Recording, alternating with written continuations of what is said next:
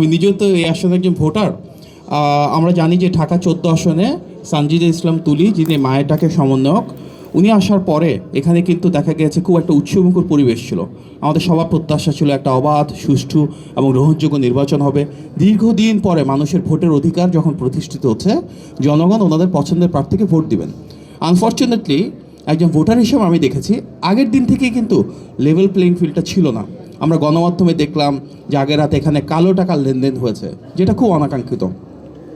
গতকাল সকাল থেকে আমি যখন ভোট দিতে গেলাম, প্রতিটা সেন্টারে আমি দেখেছি যেখানে গেছি ধানের শীষের গণজোয়ার রয়েছে, কিন্তু তারপরে বেলা গড়ানোর সাথে সাথে সেখানে প্রশাসনের একটা অংশের হস্তক্ষেপ ছিল।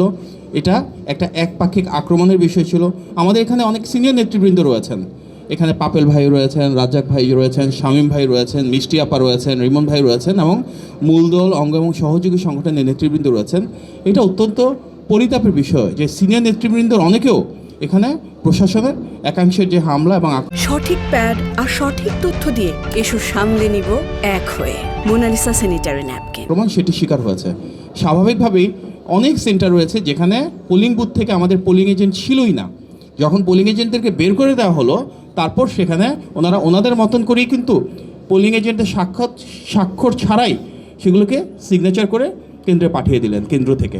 সুতরাং এর মাধ্যমে তো নির্বাচনী যে আচরণবিধি সেটা সঠিকভাবে থাকলো না এবং এর পাশাপাশি নির্বাচনী যে প্রক্রিয়া সেটা প্রশ্নবিদ্ধ হলো। আমরা বিনীত আহ্বান জানাবো ঢাকা 14 আসনের সকল ভোটারের পক্ষ থেকে যে আমরা চাই এই নির্বাচনে যেন সত্যি জনগণের যিনি পছন্দের প্রার্থী, যার জন্য ভোটের গণজোয়ার সৃষ্টি হয়েছিলেন, তার যে বিজয়টাকে ছিনিয়ে নেওয়া হয়েছে, এটা আসলে আমাদের গণ অভ্যুত্থানের বা গণতান্ত্রিক যে আকাঙ্ক্ষা সেটার সাথে সাংঘর্ষিক। আমাদের প্রত্যাশা থাকবে যে যেটা প্রাপ্য, যেটা সঠিক। এখানে নির্বাচনে জয় পরাজয় মূল বিষয় না, মূল বিষয়টা হচ্ছে ইনসাফের বিষয়, ন্যায় বিচারের বিষয়। আমরা সেই ন্যায় বিচারটা সবার কাছ থেকে প্রত্যাশা করছি। আপনাদের সবাইকে অনেক ধন্যবাদ। আমার একটা মিটিং আছে, এখানে আপনাদের অনুমতি নিয়ে বের হচ্ছি। আসসালামু আলাইকুম।